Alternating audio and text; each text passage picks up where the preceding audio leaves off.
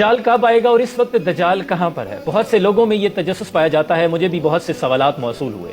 تاریخ کی کتب میں آتا ہے کہ دجال مشرق سے خود کو ظاہر کرے گا اور 40 راتوں میں پوری دنیا کی سیر کرے گا، یروشلم کو فتح کرے گا، کمزور ایمان والے لوگ اس کے پیروکار ہوں گے اور شیاطین کی فوج اس کی مددگار ہوگی، اور سب سے زیادہ اس پر ایمان رکھنے والے یہودی ہوں گے۔ اور اس کی واضح نشانیوں میں ہے ایک آنکھ سے کانا ہوگا، اور اس کے علاوہ اس کے ماتھے پر کافر یا کفر لکھا ہوگا۔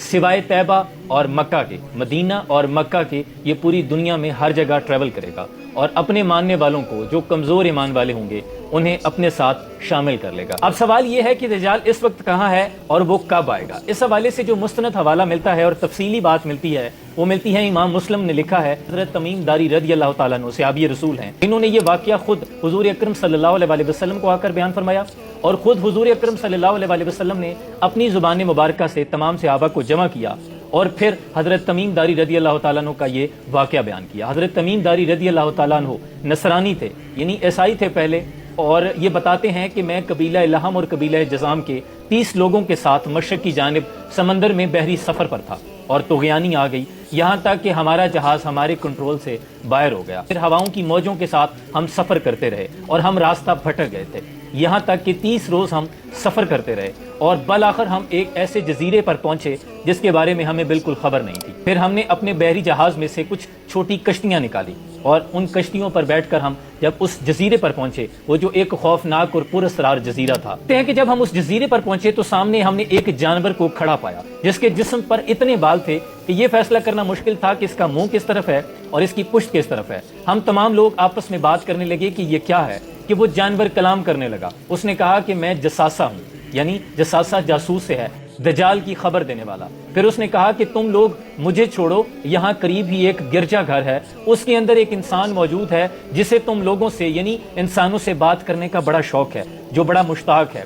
تو حضرت تمیم داری رضی اللہ تعالیٰ عنہ کہتے ہیں کہ جب اس نے بات کی اور پھر اس نے بڑی پراسرار سی بات کی کہ قریب ایک گرجا گھر ہے جہاں انسان موجود ہے جو تم سے بات کرنا چاہتا ہے، تو ہم ڈر گئے، ہم نے سمجھا کہ شاید یہ کوئی جن ہے، لیکن اس نے کہا کہ تم گرجا گھر چلے جاؤ۔ پھر ہم نے خود ہی یہ فیصلہ کیا کہ اس کی جان چھوڑتے ہیں، آگے چلتے ہیں گرجا گھر، وہاں کوئی انسان تو موجود ہے، چلو اس سے بات کرتے ہیں۔ حضرت تمیم داری کہتے ہیں کہ جب ہم گرجا گھر میں داخل ہوئے تو سامنے ہم نے ایک ایسا انسان دیکھا، اتنے بڑے جثے والا انسان ہم نے اس سے پہلے نہیں دیکھا تھا، اتنا خوفناک تھا کہ اس کے ہاتھ اور پاؤں زنجیروں میں جکڑے ہوئے تھے، دونوں ہاتھ گردن کے پیچھے زنجیروں کے ساتھ جکڑے ہوئے تھے، اور گھٹنوں سے لے کے ٹخنے تک اس کی پنڈلیاں اتنی بڑی بڑی زنجیروں کے ساتھ، بڑے بڑے سنگلوں کے ساتھ اس کو باندھا ہوا تھا۔ حضرت تمیم داری فرماتے ہیں کہ ہم اس سے خوف زدہ ہوئے کہ اتنے بڑے جثے والا آدمی پہلے نہیں دیکھا تھا۔ پھر ہم نے اس سے پوچھا کہ تو ہے کون؟ تو اس نے کہا کہ مجھے چھوڑو، پہلے تم میرے کچھ سوالوں کے جواب دو۔ حضرت تمیم داری فرماتے ہیں کہ وہ پہلے سے بہت مشتاق تھا، وہ کچھ سوال جاننا چاہتا تھا۔ اس نے کہا مجھے نخل بیسان کے بارے میں بتاؤ۔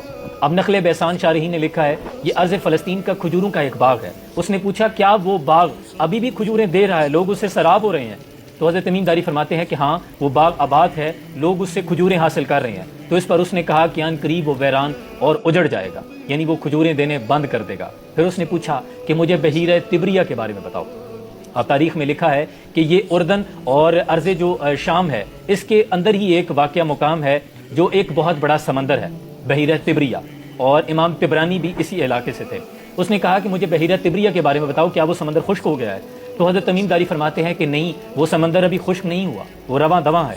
پھر اس نے کہا کہ ان قریب وہ خشک ہو جائے گا، یعنی یہ اس کے آنے اور ظہور کی طرف انڈیکیٹ کر رہا ہے، وہ خوش ہو کے بتا رہا ہے کہ ان قریب وہ خشک ہو جائے گا۔ پھر اس نے کہا کہ مجھے چشمہ زہر کے بارے میں بتاؤ۔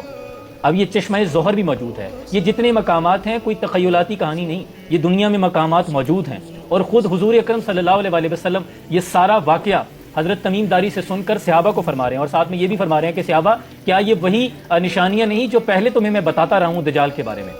اور پھر یہ جو چشمہ زہر کے بارے میں اس نے پوچھا، اس نے کہا کیا ابھی بھی لوگ اس چشمے سے سراب ہو رہے ہیں اور اپنی کھیتیوں کو پانی دے رہے ہیں، یعنی اس سے وہ کھیتی باڑی کر رہے ہیں؟ تو حضرت تمیم داری فرماتے ہیں کہ ہاں لوگ اس سے کھیتی باڑی کر رہے ہیں، گو کہ اس کا پانی بہت تھوڑا رہ گیا ہے۔ پھر اس نے کہا کہ مجھے امیین کے نبی کے بارے میں بتاؤ، عربوں کے نبی کے بارے میں بتاؤ، یعنی محمد عربی صلی اللہ علیہ وسلم کے بارے میں بتاؤ، وہ نبوت کے معاملات کیسے چلا رہے ہیں؟ تو تو حضرت تمیم داری ابھی اسلام تو نہیں لائے تھے، نصرانی تھے، لیکن علم رکھتے تھے۔ آپ فرمانے لگے کہ ہاں اب وہ مکہ سے یثرب چلے گئے ہیں۔ پھر اس نے کہا کیا عربوں کے لوگوں نے ان کے ساتھ جنگ کی؟ تو حضرت تمیم داری فرماتے ہیں کہ ہاں عربوں کے لوگوں نے ان کے ساتھ جنگ کی۔ پھر اس نے کہا کہ پھر کیا ہوا؟ تو کہا کہ عربوں کے لوگ ان پر ایمان لے آئے ہیں۔ تمیم داری نے جب یہ بتایا کہ عربوں کے قریب کے تمام علاقے ان کی اطاعت میں آ گئے ہیں، تو اس پر وہ کہنے لگا کہ ہاں ان کے حق میں یہی بہتر تھا کہ وہ ان کی اطاعت کر لیتے۔ پھر وہ کہنے لگا کہ اب میں تمہیں اپنے بارے میں بتاتا ہوں، میں مسیح ہوں، یعنی وہ خود کو دجال نہیں کہے گا، دجال دھوکے باز کو کہتے ہیں، اور کہتا ہے کہ میں مسیح ہوں اور ان قریب میں یہاں سے آزاد ہو جاؤں گا، مجھے اذن ہوگا کہ میں پوری دنیا کی سیر کروں گا، اور کہنے لگا کہ سوائے مکہ اور مدینہ کے طیبہ میں داخل نہیں ہو پاؤں گا، اور ایک مقام جو احد پہاڑ ہے اس کے قریب، یعنی اس پہ ایک وہ واقعہ ہے، محل بھی وہاں پہ بنا دیا گیا، آپ سعودیہ کا ٹریول کریں تو آپ کو وہ نظر آئے گا، وہ محل بنا دیا گیا، اس مقام پہ کھڑا ہو کر وہ مکہ اور مدینہ کے لوگوں کو آواز دے گا، اور جو اس کے ماننے والے ہوں گے، جو منافقین ہوں گے، وہ مکہ اور مدینہ کی حدود سے باہر نکل جائیں گے۔ اس نے کہا کہ جب میں کوشش کروں گا طیبہ میں داخل ہونے کے لیے، تو آگے دربان کھڑا ہوگا فرشتہ جو ننگی تلوار لیے ہوگا، وہ مجھے اندر داخل ہونے سے روکے گا۔ صحابہ فرماتے ہیں کہ جب حضور یہ فرمانے لگے تو حضور نے کھڑے ہو کر اپنا عصا اپنے ممبر پہ مارا ایسے، اور فرمایا کہ ہاذا طیبہ، طیبہ طیبہ ہے، یعنی 3 مرتبہ حضور نے فرمایا کہ طیبہ طیبہ ہے۔ یہ جو عاشق ہم کہتے ہیں نا کہ مدینہ مدینہ ہے، یہ خود حضور نے فرمایا کہ طیبہ طیبہ ہے۔ طیبہ کی یہ طاقت ہے کہ دجال بھی مدینہ شریف میں اور مکہ میں داخل نہیں ہو سکے گا۔ تو حضور نے فرمایا کہ وہ بحیرہ شام اور بحیرہ یمن کی طرف سے آئے گا۔ پھر حضور نے فرمایا کہ نہیں وہ مشرق کی طرف سے آئے گا، یعنی یہ حکمت کی طرف اشارہ تھا کہ یہ صیغہ راز میں رکھا جائے۔ اور اب بھی دیکھیں آپ کے اتنے جدید دور میں بھی بہت سے ایسے جزیرے ہیں، بہت سے ایسے سمندر ہیں، ایسے مقامات ہیں جن کی طرف بحری جہاز بھی گئے ہیں اور فضائی جہاز بھی گئے ہیں، لیکن وہ ان ایکسپلورڈ ہیں، ان ڈسکورڈ ہیں، وہاں تک جہاز گئے ہیں لیکن واپس نہیں آ سکے۔ وہ بہت سی ایسی چیزیں ہیں جو ابھی تک صیغہ راز میں ہیں۔ وہاں سے دجال کا ظہور ہوگا، لیکن تب جب زمین پر خشک سالی ہو جائے گی، قحط کا دور اور ہر طرف فتنہ و فساد کا دورہ ہوگا، تب دجال کا ظہور ہوگا۔ اللہ کریم ہمیں دجال کے فتنے سے محفوظ رکھے۔ اور حضور اکرم صلی اللہ علیہ وسلم نے یہ بھی فرمایا ہے کہ جمعہ کے روز جو سورہ کہف کی تلاوت کرے گا وہ دجال کے فتنے سے محفوظ رہے گا، لہٰذا زیادہ سے زیادہ جمعہ کے روز سورہ کہف کی تلاوت کیا کریں۔ جزاکم اللہ خیر۔